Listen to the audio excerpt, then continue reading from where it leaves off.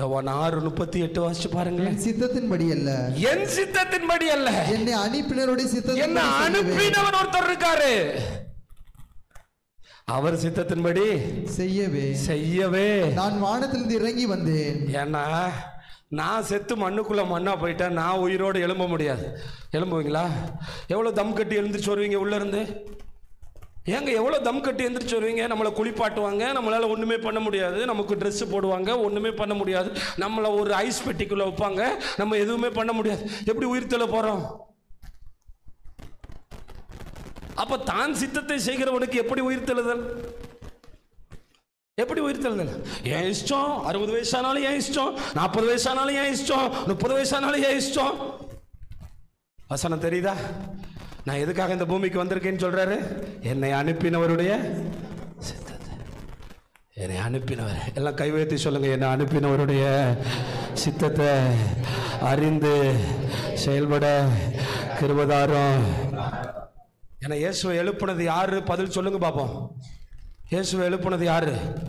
நீங்க சொன்னீங்கன்னா எனக்கு ஆராதனை முடிஞ்சிடும். அப்ப சொல்லுவோமா? அப்போஸ்தலர் 3:15 வாசிங்க. அப்போஸ்தலர் 3:15 வாசிங்க. அப்போஸ்தலர் 3. ஜீவாதிபதியை கொலை செய்தீர்கள். ஜீவாதிபதியை கொலை செய்தீர்கள். அவரை தேவன் மரித்தோர்ந்து எழுப்பினார். யாரு? அப்ப தேவ சித்தம் செஞ்சீங்கன்னா உங்க வீட்டை, உங்க பொருளாதாரத்தை, உங்க ஆசீர்வாதத்தை, உங்க சரீரத்தில் பலவீனத்தை கொண்டு வந்து வச்சிருக்க கல்லை தேவன் உடைப்பாரு. உங்க சித்தத்தை செஞ்சீங்கன்னா நீங்க தான் ஒரு பெரிய கோடாலி வாங்கிட்டு போய், கோடாலி இல்லையே என்னது, சுத்தியல், வாடகைக்கு எடுத்துட்டு போய் எத்தனை வருஷத்துல உடைச்சு முடிப்பீங்க பிரதர்? உடைக்கிறோம் பிரதர். எத்தனை வயசுல உடைச்சு முடிப்பீங்க? ஜீவாதிபதியை கொலை செய்தீர்கள். சத்தமா சொல்லுங்க, தேவன் அவரை மரித்தோரிலிருந்து எழுப்பினார். யார் எழுப்பினாவா? 3 தான். தேவன் திரியகமா இருக்கார்ல, தேவன், தேவகுமாரன், தேவாவி, எல்லாமே தேவன் தான். கைத்தட்டி கத்திருக்க மகிமை சொல்லுங்க. அல்லேலூயா. தேவன், தேவகுமாரன், தேவாவி. அதான ரோமர் 8:11 சொல்லுது. ரோமர் 8:11 வாசிங்க. ரோமர் 8:11 வாசிங்க. ரோமர் 8ஆம் அதிகாரம் 11ஆம் வசனம் வாசிங்க.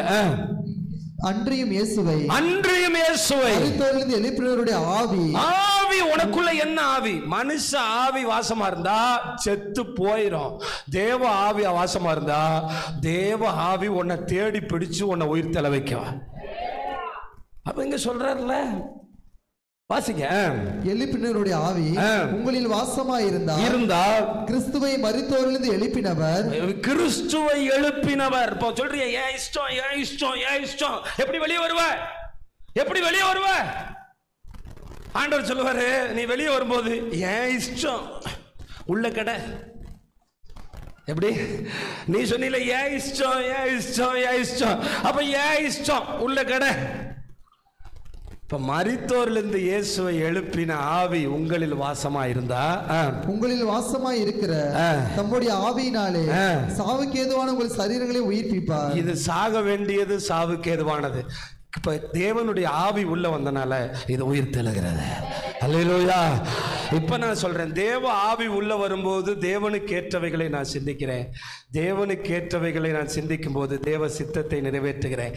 தேவ சித்தத்தை நிறைவேற்றும் போது என் வாழ்க்கையில சத்துரு வைக்கிற எல்லா கல்லையும் உடைக்கிறேன். அல்லேலூயா. இங்க வந்திருக்கிற வாலிப பிள்ளைங்களுக்கு சொல்றேன், உங்க வாழ்க்கையில நீ கற்பனை கட்டி இப்படி ஆகணும், அப்படி ஆகணும், பிசினஸ் ஆரம்பிக்கணும், அதை செய்யணும், 1000 பேருக்கு வேலை கொடுக்கணும், உன்னை விட கர்த்தர் பெரிய திட்டத்தை ஒண்ணுல வச்சுட்டு ஆண்டவர் உன்னை குறித்து யோசித்து கொண்டே நடக்கிறார். அதுக்கு ஒண்ணு செஞ்சா போதும், உங்க சித்தா, உங்க சித்தா.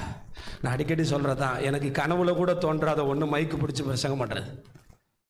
என் கனவில் கூட வந்ததில்லை. கனவுல கூட சிலதெல்லாம் நினச்சி பார்ப்போம், பைக்கில் போவோம், ஃப்ளைட்டில் போவோம். ஆனால் கனவுல கூட நான் நினைக்காத ஒன்று, நான் ஊழியக்காரன் ஆவேன். சின்ன வயசில் கலெக்டர் ஆவேன்னு சொல்லிகிட்டே இருந்தேன். பில் கலெக்டர் கூட ஆகலை நம்ம. ஆனால் சொல்கிறேன், தேவனுடைய பிள்ளைகளை, என் அருமை ரட்சகர் என்னை இவ்விடத்தில் நிற்க வைக்கும்படி திட்டம் கொண்டதை என்று உணர்ந்தேனோ அன்றுதான் கல்லுகள் புரட்டி போடப்பட்டது. ஐயா, அல்லேலூயா. அன்று வரை என் வாழ்க்கையில் எப்படி வாழ போறேன்னே தெரியல. பயம் பயம் பயம் பயம். எப்படி நமக்கு கிடைக்குமா, நம்ம வாழ்ந்துருவோமா, ஐயோ நம்ம வாழ்க்கை என்ன ஆயிருமோன்னு. ஆனா அப்பா கையை பிடிச்சா ஏது பயம், அப்பாவோடு நடந்தா ஏது பயம். மரண பயத்தில் இருந்து அடிமைப்பட்ட யாவரையும் விடுதலையாக்கும்படி கிறிஸ்துதாமே மரணத்தை சுமந்து அவர் மரணத்திலிருந்து விடுதலையாகி உயிர் தெழுந்தவராய் நம் மத்தியிலே உலாவிக் கொண்டிருக்கிறார். என்ன செய்தியா இந்த ஈஸ்டர் அன்னைக்கு சொல்ல வந்திருக்க? கர்த்தருடைய சித்தம் செஞ்சா இன்னைக்கு நீ உன் வாழ்க்கையில சாத்தான் வைத்திருக்கிற எல்லா கல்லுகளையும் கர்த்தர் உடைத்து உன்னை விடுதலையாக்க சித்தமுள்ளவராக அவர் வந்திருக்கிறார். இந்த செய்தி தான் இன்னைக்கு உங்களுக்கான உயிர் தெழுந்த செய்தி. ஈஸ்டர் என்கிற வார்த்தை எங்கிருந்து வந்தது? அது இந்துக்களுடைய, அது புறஜாதிகளுடைய தெய்வத்திலிருந்து வந்த வார்த்தை தான். ஆனால் ஆண்டவர் அந்த வார்த்தையை தன்னகத்தை உள்வாங்கி கொண்டார். வேதாகமத்தில் அந்த வார்த்தை எஸ்தராக பரிணமித்தது. அதனால தான் முட்டை வச்சிருப்பாங்க, அந்த ஈஸ்டர் அடையாளம். அந்த முட்டை என்னன்னா, முட்டைக்குள்ளேருந்து உடைத்து அந்த குஞ்சு வருவது போல ஒரு நாள் பெட்டிக்குள்ளே இருந்து அல்ல, மண்ணுக்குள்ளே இருந்து உடைத்து இயேசுவை போல எழுப்ப போகிறேன். கையை நல்லா தட்டி கர்த்தருக்கு ஒரு மகிமை சொல்லுங்கள். அல்லேலூயா. சில ஆண்டுகளுக்கு முன்னாடி ஈஸ்டர் வேணான்னு சொன்னேன், இன்னைக்கு ஈஸ்டர்னு சொல்றீங்களேன்னு. ஆண்டவரே ஈஸ்டரை எஸ்தர்னு எழுதி வச்சுட்டாரு. இனி நம்ம ஏன் தள்ளணும்? அதனால சேர்த்துக்கிறோம். ஆண்டவரே என்னன்னு எழுதிட்டாரு? எஸ்தர் தான் ஈஸ்டர், ஈஸ்டர் தான் எஸ்தர். ஏன்னா அந்த வார்த்தை ஈஸ்டார் என்கிற காரியத்திலிருந்து வந்தது. தேவனுடைய பிள்ளைகளே, ஈஸ்டர் என்றால் செத்தவன் எழும்பினது என்ற அர்த்தம். அதனால இன்றைக்கு முடிஞ்சு போச்சு பிரதர், எனக்கு அவ்வளோதான் வாழ்க்கை, எனக்கு எல்லாம் அடைக்கப்பட்டு போயிடுச்சு, இனி எனக்கு திறக்கிறதுக்கு வாசலே இல்லைன்னு சொன்னீங்கன்னா, இன்றைக்கு ஒரு வாசலை கர்த்தர் வைக்கிறார். இன்னைக்கு தேவ சித்தத்தின்படி நடக்க உங்களை ஒப்பு கொடுத்தீங்கன்னா, மரித்தோரிலிருந்து இயேசுவை எழுப்பின ஆவி உங்களை எழுப்பி விடுவார். எல்லாமே ஆவி தாங்க. இந்த ஆவியில சந்தேகமும் பெலனும் பயமும் வந்துருச்சுன்னா அவனுக்கு நீங்க என்ன ஆறுதல் சொன்னாலும் எழும்ப முடியாது. ஆனா கிறிஸ்துவின் ஆவி நமக்குள்ளே வந்து விட்டது என்றால், கிறிஸ்துவின் ஆவி நமக்குள்ளே வந்து விட்டது என்றால் நாம் தைரியம் உள்ளவர்களா, நாம் பெலன் உள்ளவர்களா, நாம் மரணத்தையும் ஜெயித்தவர்களாக மாறிவிடுவது நிச்சயமான உண்மையா இருக்கிறது. அப்போஸ்தலர் 4ஆம் அதிகாரம் 10ஆம் வசனத்தை வாசியுங்கள். அப்போஸ்தலர் 4:10 வாசிங்க. உங்களால் சிலுவையில் அறையப்பட்டவரும் தேவனால் மரித்தோரிலிருந்து எழுப்பப்பட்டவருமாய் இருக்கிற. பாத்தீங்களா, எல்லா இடத்திலையும் மரித்தோரிலிருந்து இயேசுவை எழுப்பினது யாரு? சொல்லுங்க, தேவன். மரித்தோரிலிருந்து இயேசுவை எழுப்பினது யாரு? ஏன்னா நீங்க நம்ம மரிச்சுட்டா நம்ம எப்படி எந்திரிக்கிறது? நம்ம தான் என்ன ஆயிட்டோமே, மரிச்சிட்டோமே. அப்ப இயேசுவை யார் எழுப்பி இருக்கிறா? தேவன் எழுப்பி இருக்கிறார். இன்னைக்கு ஒரு ஆழமான காரியத்தை நெஞ்சில விதைச்சிட்டு போங்க. நான் 40 வருஷ கிறிஸ்தவன், 20 வருஷ கிறிஸ்தவன், இன்னையிலிருந்து சித்தம் செய்கிற கிறிஸ்தவன். சித்தம் செய்கிற கிறிஸ்தவனை எதுவும் தடுக்க முடியாது. சொல்லுங்க எல்லாரும், தேவ சித்தம் செய்கிற கிறிஸ்தவனை எதுவும் தடுக்க முடியாது. நம்மளை மிரட்டிட்டு போவான், அவன் மிரண்டு போயிடுவான். நம்மளை உருட்டிட்டு போவான், அவன் உருண்டு போயிடுவான். பார்த்துருக்கீங்களா?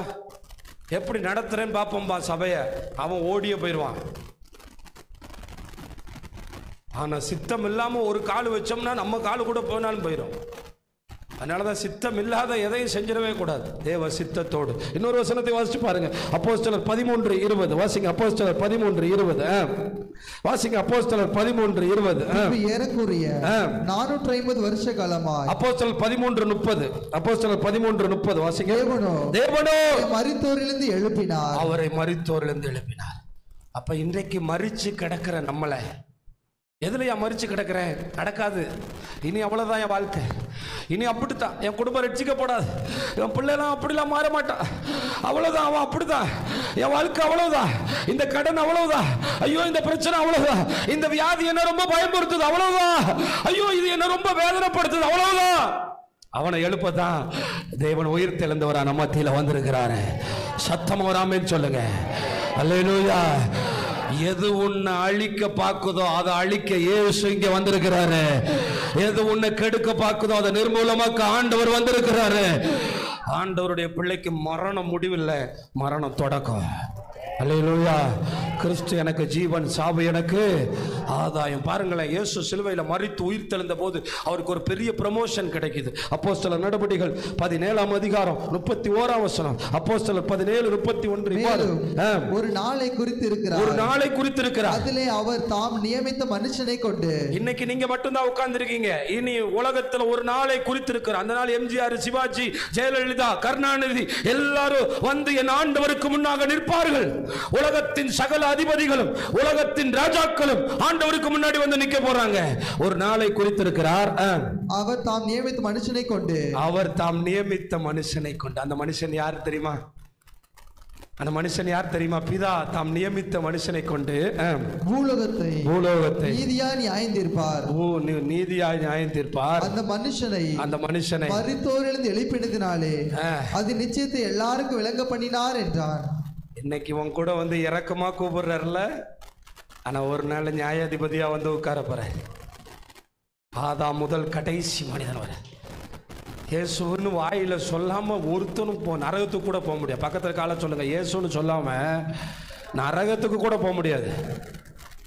நரகத்துக்கு போறவனும் நாவுகள் யாவும் என்ன சொல்லிட்டு தான் போகணும்? கும்பிடுற சாமி போ, இயேசு சாமி போ. இப்பவே சொல்லிட்டா பரலோகம் கிடைக்கும். இப்பவே ஞானஸ்தானம் எடுத்துட்டா பரலோகம் கிடைக்கும். ஒரு நாளை பிதா குறித்திருக்கிறார். அதனாலதான் வெளிப்படுத்த ஒண்ணு சொல்லும், பூமியின் ராஜாக்களுக்கு ராஜாவும். நம்முடைய ஆண்டவர் யாரா? ராஜாக்களுக்கு ராஜா, கத்தாதி கத்தா. அந்த ராஜாவை ஆராதிக்கிற பாக்கியத்தை நமக்கு தந்திருக்காரு. கையை நல்லா தட்டி கர்த்தருக்கு ஒரு மகிமை சொல்லுங்கள். அல்லேலூயா. இயேசு என்றைக்கு உயிர் தெழுந்தாரோ நியாயத்தீர்ப்பு நாளிலே நியாயாதிபதியா அமர்ந்திருப்பார். இங்க வந்திருக்கிற உங்க எல்லாருக்கும் சொல்றேன், கிறிஸ்டியானிட்டி ஒரே ஒரு ஆணி வேர்ல தான் தொங்குது. இது எந்த மார்க்கமும் செய்யாது. இது இஸ்லாம் மார்க்கத்தில் கிடையாது, இது இந்து மார்க்கத்தில் கிடையாது. என்ன ஆணிவேர்னா உயிர் தெழுதல் என்கிற ஆணிவேர். அல்லேலூயா. இந்த ஆணிவேர் எவனோ ஒருத்தன் உயிர் தெழுந்தான்னு ஒரு ஆள் இங்க சொல்லிக்கிட்டே இருந்தான். எங்கடா காணோம்? அவன் உயிர் தெழுந்த நாளே தெரிய மாட்டேங்குது. சொல்றேன், இன்னைக்கு சொல்றாங்க ஜீவ சமாதிங்கிறான். என்ன ஜீவ சமாதி? ஜீவ சமாதினா பைபிளில் நிறைய பேர் அடைஞ்சிருக்காங்க. அதான் அவங்களே போய் அவங்களுடைய கல்லறையில் அவங்களே போய் படுத்துக்கிறது. அதுக்கு பேர் என்ன சமாதி? இது இவனே போய் ஒரு பெட்டிக்குள்ளே வச்சு இவனே குழியை தோண்டி இவனே புதைச்சு போட்டு கோயிலை கட்டிட்டு என்ன சமாதியா? மோசன் சாகும்போது நடந்து போய் கல்லறை குழியில் படுத்துக்கிட்டார். ஆரோன் நடந்து போனார். நீ படிக்கிற வேதத்தை கொஞ்சம் அங்கே படிக்கிற அந்த கட்டுக்கதையெல்லாம் தூக்கி போட்டு பைபிளை படிச்சு பாரு, உனக்கு கர்த்தர் பேசுவார். ஜீவ சமாதி, செத்து போன மனுஷர்களுக்கு ஜீவ சமாதி. நான் படித்து பார்த்தேன். எனக்கு ராமநாதபுரத்துலேயே ஒரு ஆள் ஜீவ சமாதி அடைஞ்சாருன்னு ஒரு 10-30 நாளைக்கு முன்னாடி அரண்மனையில் வச்சுருந்தாங்க. ஆனால் இயேசு சமாதி அடையலை, உயிர் தெழுந்துட்டாரு. கையை தட்டுக்காத. அல்லேலூயா. சமாதி இல்லை, நீ சொல்றதெல்லாம் சமாதி. ஒரு சமாதி இருக்கு, திறந்து இருக்கு. பக்கத்தில் இவன் வச்சிருக்க கல்லையும் வச்சிருக்காரு. எக்ஸாம்பிளுக்கு போய் பார்த்துட்டு வாங்க, விசா கிடைச்சா. அவன் வச்சு அவளை கல் திறந்து வச்சுட்டு போயிருக்காரு. திறந்தே இருக்கு. எம்மாம்புருட்டு கல் தெரியுமா? 10-20 பேர்லாம் சேர்ந்து ஒன்றுமே பண்ண முடியாது. இப்போ இயேசுவோட கல்லறையை ஃபோட்டோவில் காட்டுறாங்கன்னா பெரிய கல் ஒன்று, உருண்ட கல் வச்சுருக்கான். அது பழைய கல்லா இல்லை புது கல்லான்னு தெரியல, ஆனால் ஒரு கல் வச்சுருக்கான். அப்பா கல்லை உடச்சி நொறுக்கிட்டார். இன்றைக்கி வந்திருக்க வாலிப பிள்ளைங்கள்லாம் ஆண்டவர் சித்தம் செய்கிறதுக்கு அப்பா கையை பிடிச்சிப்பாரு. ஆமாம், இன்னையிலேருந்து உனக்கு பாதை தெரியுதா இல்லையா பாரு, இன்னையிலேருந்து தடை உடையுதா இல்லையா பாரு. அதனால தான் ரோமர் 10ஆம் அதிகாரம் 9ஆம் வசனம் ரொம்ப ரட்சிப்புக்கு ஏற்ற வசனம். அந்த வசனத்தை சொல்லி முடிக்கிறேன், வாசிங்க. ரோமர் 10 என்னவென்றால் கர்த்தராகிய இயேசுவை நீ உன் வாயினாலே அறிக்கையிட்டு. இயேசுதான் தெய்வம்னு வாயை திறந்து சொல்லணும். சும்மா உட்கார்ந்து இருந்தாலும் ரட்சிப்பு கிடைக்காது. நீர் ஒருவரே தெய்வம், நீர் தான் என்னை படைத்தீர், நீர் உலகத்தை படைத்தீர், சர்வத்தை நீர் படைத்தீர், நான் மூலமாய் படைக்கப்பட்டேன், உலகம் எல்லாம் உம்மால் படைக்கப்பட்டது, உம்மால் உலகம் இயங்குகிறது, நீரே கத்தாதி கத்தர்னு சொல்லணும். இயேசுவே கத்தர் என்று வாயினால் அறிக்கையிட்டு தேவன் அவரை மரித்தோரிலிருந்து எழுப்பினார் என்று எப்படி விசுவாசிக்கணும்? தேவன் அவரை, ஆமா, அப்படி விசுவாசிச்சாதான். ஆமா, தேவன் அவரை பாத்தீங்களா? ஆணி வேற என்னன்னு சொன்னேன்? உயிர் தெழுதல். ஆணி வேற என்னன்னு சொன்னேன்? ஆமா, ஆணி வேற என்னதான் சொல்லுங்க. ஆமா, ஒரு செடியை பிடுங்கினவொன்னா நம்மால் சொல்லுவோம் ஆணி வேற அந்து போச்சே, ஐயோ இது வராதேன்னு. உயிர் தெழுதலை நம்பாதவங்க உள்ள உட்கார்ந்துறாதீங்க. ஆணி வேற உயிர் தெழுதல் தான். அல்லேலூயா. இயேசுவை தேவன் மரித்தோரிலிருந்து எழுப்பினார் என்பதை விசுவாசித்து உன் இருதயத்திலே விசுவாசித்தால் ரட்சிக்கப்படுவாய். இயேசுவை கடவுள்னு விசுவாசி, இயேசுவை தேவன் எழுப்பினார்னு விசுவாசி, ரட்சிப்பு தருவார், உன்னையும் எழுப்புவார். அதனால என்னை கேட்டுக்கொண்டிருக்கிற தேவனுடைய பிள்ளைகளை, தீர்க்க தரிசனம் உரைக்கிறது பெரிய வரமான்னு கேட்டால் வரம்தான் மக்களை. முடிக்கிறேன். வியாதியஸ்தர்களை குணமாக்குறது வரமான்னு கேட்டிங்கன்னா வரம்தான் மக்களை. ஆனால் மற்ற எல்லா ஆண்டவர் சொன்னார், உம்முடைய நாமத்தினாலே தீர்க்க தரிசனம் உரைத்தோம் அல்லவா, உம்முடைய நாமத்தினாலே பிசாசுகளை துரத்தினோம் அல்லவா.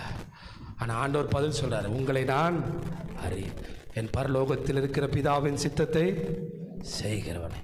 பிதா சித்தம் செஞ்சினா எதை நீ காத்திருக்கியோ, எது உனக்கு தடையாக தெரியுதோ, எது உனக்கு முடியாதுன்னு நினைக்கிறியோ, இந்த வியாதி என்னை அழுத்துதுன்னு நினைக்கிறியோ, அது இன்னைக்கு உடைய போகுது. ஒரு நாள் அவர் அருமையாக ஊழியை செஞ்சிட்டு இருக்க நேரத்தில் அவங்க அம்மா ஒரு விதவை வேற, யோசேப்பு எப்போ இறந்துட்டாருன்னு சொல்கிறாங்க சரித்திரத்தில். தன்னுடைய பிள்ளைகளெல்லாம் கூட்டிக்கிட்டு இயேசுவை பார்க்கறதுக்காக வந்து நிற்கும்போது யாரோ உள்ள சீட்டு எழுதி கொடுத்து விட்றான், மரியாளும் குழந்தைங்களும் வந்திருக்காங்கன்னு. யார் எங்கள் அம்மா, யார் என் சகோதரன் பார்க்க முடியாது, கிளம்பிடுறேன். ஆனால் அதே மரியாள் சிலுவைக்கு பக்கத்தில் செந்நிறமாய் தொங்கிக் கொண்டிருக்கிற தன் மகனை இரத்த வெள்ளத்தில் பார்த்தபோது இயேசு இப்போ சொல்கிறாரு, நான் எதற்காக வந்தேன் என்பதை என் அம்மா புரிந்து கொண்டால் அதோ உன் தாய். அல்லேலூயா. நான் எதற்காக வந்தேன், அந்த குடும்பத்துக்கு சோறு போட வரலன்னு என் அம்மா புரிஞ்சிட்டாப்பா. நான் சிலுவை சுமக்க வந்தேன், என் பிதாவின் சித்தத்தை நிறைவேற்ற வந்தேன், எங்கள் அம்மா புரிஞ்சிட்டா. யோவானு, உனக்கு அவதான் அம்மா, அம்மா உனக்கு அவன் தான் மகன். ஏன்னா எப்போ மரியாள் தேவ சித்தத்தை செய்ய பெந்தைக்கோஸ்தே நாளில் உட்கார்ந்தாலோ, எப்போ மரியாள் தன்னுடைய 2 மகன்களை கையை பிடிச்சிட்டு போய் பெந்தைக்கோஸ்தே நாளில் தேவ சித்தம் செய்ய போனாலோ, அப்போ மரியாளையும் யாக்கோபையும் யூதாவையும் தன் பிள்ளைகளாய் அவர் எடுத்துக்கொண்டார். அல்லேலூயா. ஆமாம், அதனால தான் எருசலேமின் முதல் பிஷப்பாக அறியப்பட்டவர் பேதுருவாக இருந்தாலும் நிலைநிறுத்தப்பட்டவர் யாக்கோபு. யாக்கோபு தலைமையில் தான் ஊழியர்கள் கூடினார்கள். யாக்கோபு தலைமையில் தான் 4 தீர்மானங்கள் போட்டார்கள். விக்கிரகத்துக்கு படைக்கப்பட்டதையும் நொறுங்குண்டு செத்ததையும் இரத்தத்தையும் வேசித்தனத்துக்கும் சபை விலகினால் போதும், மற்ற எந்த பாரத்தையும் சபை மேல் திணிக்காதீர்கள் என்று சொல்லி தலைவனாகிய யாக்கோபு யார்? அவன் இயேசுவுக்கு பின்னாக மரியாளுக்கு பிறந்தவன். எப்படி? அப்போ இயேசுவுக்கு பின்னாடி பிறந்ததுனால இவர் பிஷப் ஆயிட்டாரா? இல்லை, சித்தம் செஞ்சனால பிஷப் ஆயிட்டாரு. இயேசுவுக்கு பின்னாடி பிறந்தனால யூதாவுக்கு நிருபம் எழுத கிடைச்சிச்சா? இல்லை, சித்தம் செஞ்சனால. இங்கே வந்திருக்கிற தேவனுடைய பிள்ளைகளை, தேவ சித்தம் செஞ்சு பார், தேவ சித்தம் செஞ்சு பார், தேவ சித்தம் செய்து பார். ஆண்டவர் உன்னை கட்டி அணைத்து சொல்லுவார், நீ என் சகோதரன், நீ என் சகோதரி, நீ என் தாய், நீ என் தகப்பன். யார் சித்தம் செய்ய ஓடிக்கொண்டிருக்கிறீர்கள்? உன்னை எந்த கல்கள் தடுத்து கொண்டிருக்கிறதோ அது திறக்க வேண்டுமானால் நீ தேவ சித்தம் செய்ய வேண்டும் என்று தேவன் அழைக்கிறார். தேவன் அழைக்கிறனால இன்னைக்கு அது மட்டும்தான் கிறிஸ்தவ வாழ்க்கை. சாத்தா உனக்குள்ளே இருந்தால் சொல்லுவான், ஏன் சித்தம் இல்லையா? அது மோசமான சித்தம், அது நாசமான சித்தம், அது ஒரு கல் போதும் உன் சித்தத்தை தடுக்கிறதுக்கு. ஆனால் தேவ சித்தத்தை ஒருவனாலும் தடுக்க முடியாது. தேவ சித்தத்தை சொல்லுங்க, ஒருவனாலும். வசனம் தெரியுமா இல்லையா? தேவ சித்தத்தின்படி செய்கிறவனோ என்றென்றேக்கும் கண்களின் இச்சை, மாம்சத்தின் இச்சை, ஜீவனத்தின் பெருமை. கண்டிப்பாக உனக்கு பிடிச்ச மாதிரி உன் சித்தப்படி ஒரு கல்யாணம் பண்ணால் உலகத்தோடு அழிஞ்சிடலாம். அதுக்குள்ள தேவ சித்தம் இருக்கான்னு பூக்குள்ளே இருக்க தேனை தேடுற மாதிரி நீ தேடணும். அப்பத்தான் கல் உடையும், பாதை திறக்கும், எல்லாம் நடக்கும். கர்த்தர் அற்புதமாக வந்து நிற்பாரு. அல்லேலூயா. தேவ சித்தத்தின்படி செய்கிறவன் என்றென்றைக்கும் இதோட செத்துற மாட்டான், எழும்புவான். மரணத்தை ஜெயித்து எழும்புவான், கல்லறைகளை உடைச்சி எழும்புவான், பாதாளத்தை உடைச்சி எழும்புவான், எல்லா வியாதிகளையும் உடைச்சி ஒரு பலமுள்ள சரீரமா எழும்புவான். அதுதான் ஆணி வேறு. வந்திருக்கிற எல்லாரும் சொல்லணும், எதுக்காக சர்ச்சுக்கு போறேன்னா உயிர் தெழுதல் உண்டு, எனக்கு ஒரு உயிர் தெழுதல் உண்டு. அதுக்காக இதுவரை தேவ சித்தத்தை மிஸ் பண்ணியிருந்தீங்கன்னா இன்னைக்கு செய்யலாம். இன்னைக்கு செய்வோமா? எல்லாரும் தேவ சித்தத்தை செய்கிறதுக்கு ஒப்பு கொடுப்போமா? சீக்கிரமாக உன் குடும்பத்தில் இருக்கவங்க பைபிளை தூக்கிட்டு வருவாங்க, உன்னை விட விசுவாசியாக மாறுவாங்க, நடக்கும். முதல்ல நீங்கள்லாம் ஒரு வார்த்தை சொல்கிறது என் காதில் விழுகுது, நாங்கள் ரட்சிப்புக்குள்ளே நடத்திடுவோம். உங்கள் அப்பாவை ரட்சிப்புக்குள்ளே நடத்திட்டியா? அந்த குடியிலேருந்து விடுதலையாக்கிட்டியா? நீ தேவ சித்தம் செஞ்சால் தான் அந்த மனுஷன் பாட்டில் போடுறதுலேருந்து நிப்பாட்டுவான், கெட்ட வார்த்தை பேசுறதுலேருந்து நிப்பாட்டுவான். முதல்ல உன் குடும்பத்தை ஆதாயப்படுத்தலை. எந்த பாறையை உடைக்க போகிற? ஆண்டவர் உன் மேலே வச்சுருக்க பாறையை உடைக்கணும்னா, வழி திறக்கணும்னா என்ன செய்யணும்? வெரி குட், முடிஞ்சிருச்சு. எலும்புங்க.